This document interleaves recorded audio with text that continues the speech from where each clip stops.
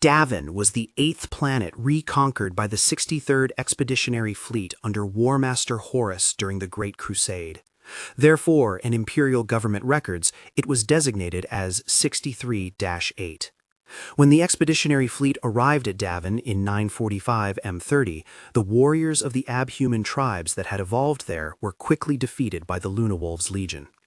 After the battle ended, Horus continued leading the fleet on the crusade, leaving the subsequent work of rebuilding the government and spreading the imperial truth on Davin to his mortal friend, Governor Eugen Tamba, and Cor Pharon, the first captain of the Word-Bearers Legion. No one expected that this primitive world, as ordinary as any in the Imperium, would become the turning point for the entire fate of the Imperium 60 years later. In the 4th year of the 31st millennium, Horus, now the Warmaster, returned to Davin. According to a report from Erebus, the first chaplain of the Word-Bearers Legion, Governor Eugen Tamba, who had been ordered to garrison Davin 60 years ago and was a close friend of Horus, had betrayed the Imperium. He had become the leader of a rebel force entrenched on Davin's moon. The Warmaster considered this rebellion a stain on his honor. Furious, he personally led Imperial forces in an orbital drop assault on Davin's moon. However, what the warriors didn't know was that this moon had long been altered by a strange supernatural force. The moon, which was dry and desolate 60 years ago, was now covered in swamps and forests. Waiting for them on the surface were not ordinary rebels, but a horde of grotesque, decaying creatures. While engaging these twisted monsters, the Imperial troops discovered they could withstand multiple attacks and possess strength far exceeding that of mortals in close combat. When the Warmaster and his men finally found the traitorous planetary governor, they discovered he had transformed into a rotting yet agile monster wielding a strange alien sword. Eventually, the Imperial forces successfully crushed this bizarre rebel army. However, during his duel with Eugen Tamba, Warmaster Horus was wounded in the shoulder by that alien blade. Under normal circumstances, such an insignificant wound would heal rapidly for a Primarch, yet inconceivably, Horus collapsed. The Legion's medical personnel were helpless against this wound. No matter what treatment the apothecaries applied, the Primarch's sword wound continued to bleed and fester. The Warmaster's health deteriorated due to this incurable injury. The Primarch was dying. The entire 16th Legion fell into grief and despair over their Gene-Father's condition. At this moment, Erebus, the first chaplain of the Word-Bearers, appeared again. He began recommending a treatment plan to the suffering sons of Horus, the mystical sorcery of the planet Davin. It was said that the Davin system housed ancient temples dedicated to dark gods.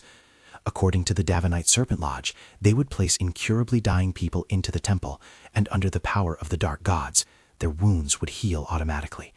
With no other options, the sons of Horus, grasping at straws, transported their dying Primarch to the Serpent Lodge's temple on Davin's surface. Sure enough, on the 9th day, the Warmaster walked out of the temple. His wound had healed, and he radiated even greater power than before. Seeing Horus safe and sound, the Imperial soldiers gathered outside the temple erupted in enthusiastic cheers. But people didn't know that the current Warmaster was no longer the man he used to be. The once loyal Horus had betrayed the Emperor in his heart. Erebus revealed his sinister smile.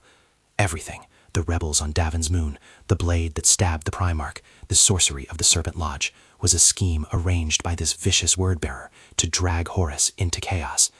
He had lured the Primarch step by step to Davin's moon. The mutation on the moon originated from the chaos god, Nurgle, the Plague Father. Horus's wound wouldn't heal precisely because of Nurgle's power. When the warriors of the 16th Legion listened to Erebus's slander and placed the weakened Warmaster into the Serpent Lodge temple on Davin, chaos corrupted Horus. Inside the temple, the mentally weakened Primarch saw various visions: the Emperor's lies about the nature of the warp, his concealment of the Primarch's origins, his disregard for the genetically modified soldiers, and his conspiracy to use all of humanity to become a god alone. Shock, anger, hatred, and other emotions surfaced in the Primarch's heart. The Warmaster fell. He now believed the Emperor was a hypocritical, corrupt, and greedy tyrant who would sacrifice his sons to become a god. Therefore, he made a pact with chaos. Horus would help them defeat the false Emperor, and the Primarch himself would become the next master of mankind.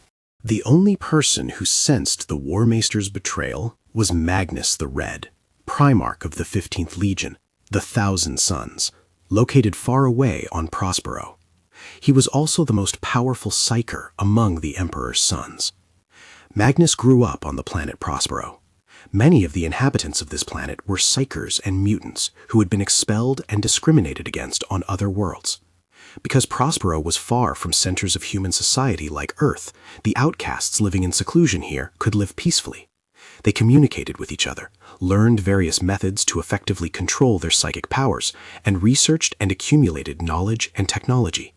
Therefore, when Magnus, who possessed psychic talent, fell onto Prospero, he was embraced by the local society. The Primarch studied voraciously on Prospero every day, and eventually became the most powerful psyker and the most knowledgeable scholar on the planet.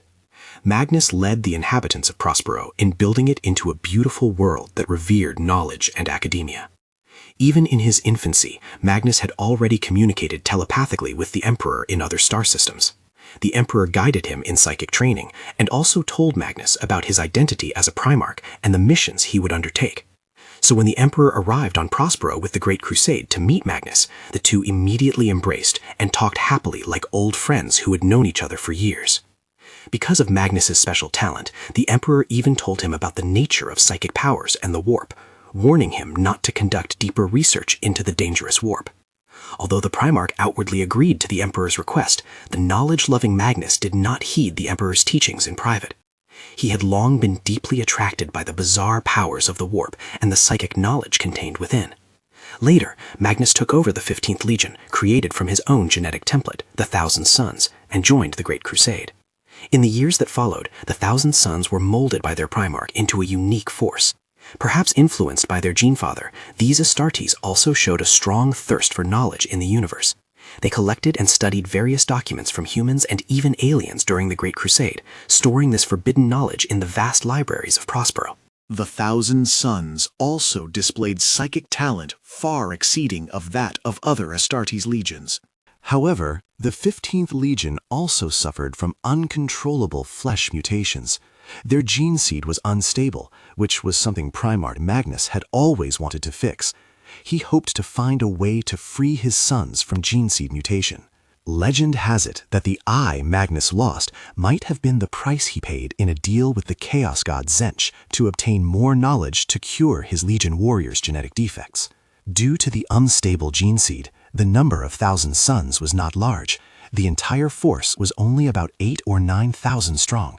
But relatively speaking, every warrior of the Thousand Sons was a well-read scholar, and most of them could skillfully use psychic powers in combat. Magnus also proposed to the Emperor that Space Marines with psychic talent could be given special training to form specialized psychic resource units, librarians, to serve the Great Crusade. Jagatai Khan, Primarch of the White Scars, and Sanguinius, Primarch of the Blood Angels, both supported Magnus's suggestion. These special personnel, who could unleash psychic attacks and conduct standard Space Marine combat, were very effective. They gave Legion commanders more battlefield options. So eventually, the Emperor permitted the experimental formation of the Librarius Department. Later, most Astartes legions also established their own librarian departments. However, not everyone liked these psychers. Some Primarchs despised this flashy, intangible sorcery. The most vocal opponents were Leman Russ, Primarch of the Space Wolves, and Mortorian, Primarch of the Death Guard. These anti-psyker Primarchs believed the warp sorcery Magnus studied was very dangerous. They hoped the Emperor would ban the operation of the Librarius and terminate any research into psychic powers by the Thousand Sons Legion. Since this was just when the Emperor was about to withdraw from the Great Crusade and return to Terra, he was also concerned about whether these Astartes psychers, operating outside his supervision, would be in danger of losing control.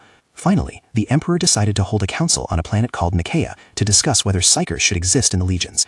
At the council, fierce debates took place between those supporting and opposing the use of psychic powers. In the end, the Emperor decided to disband and ban the existing librarian units in all legions. Afterward, Astartes forces were only allowed to use two types of psychers, navigators and astropaths. Once again, the Emperor ordered Magnus at the council never to dabble in the warp again, or he would face the severest punishment. Magnus was very dissatisfied with this judgment. He believed his pursuit of knowledge was not wrong. The warp was a treasure trove. Why couldn't it be studied and utilized? Outwardly, Magnus accepted the Emperor's order, but after returning to Prospero, he secretly continued leading his legion in warp research. Afterward, the Emperor promoted Horus to Warmaster, and he himself returned to Terra. It was then that Magnus, spying into the warp again with his single eye, suddenly discovered that Warmaster Horus was accepting the whispers of chaos. Using his psychic power, Magnus tried to persuade the Warmaster, who was preparing to betray the Emperor, but the corrupted Horus rejected his brother and concluded the pact with chaos. Magnus was shocked. Now the leader of the entire expeditionary fleet had betrayed the Imperium. He gathered his legion commanders for a secret meeting. Since warp storms had begun to rage again in the sectors, obstructing astropathic communication, the Thousand Sons decided to use warp power to unleash a powerful psychic spell to send the warning to Terra in the fastest and most reliable way. This played right into the Chaos God's scheme. Magnus inadvertently destroyed his and his entire legion's loyalty, the Emperor's painstaking plan, and even the future of the human race in the galaxy. At this time, the Emperor was in the laboratory of the Imperial Palace on Terra, conducting the plan to free all of humanity from the warp, the Webway Project. The Emperor was building a device that could connect to the faster-than-light transportation network built by the ancient race, the Old Ones. This transportation network built by the long-vanished ancient civilization was extremely advanced. It was entirely made of anti-psychic materials that humans could not replicate. Users of the Webway could bypass the dangerous warp and quickly traverse the entire galaxy. For decades since returning to Terra, the Emperor had been attempting to build a transfer tunnel directly connecting the underground of the Imperial Palace to the Old One's Webway. By using the Webway, humanity could shed its dependence on warp travel and astropaths. However, when humanity tried to break away from the warp and detach from the currently powerful navigator and astropath families, it would inevitably trigger massive turmoil again. Since warp travel was still needed for now, the Emperor's plan could only be conducted in secret. At the same time, due to various technical reasons, this small, unfinished section of the human tunnel still needed the protection of the Emperor's powerful psychic force.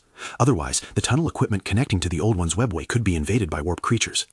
This was why the Emperor could no longer fight alongside the Primarchs on the front lines. Just then, Magnus's psychic communication hit Terra. Although his intention was to warn the Emperor of the Warmaster's betrayal, this powerful spell utilizing warp power punched directly through the psychic barrier set by the Emperor. With the barrier gone, a horde of chaos demons suddenly surged out of the transfer tunnel beneath the palace.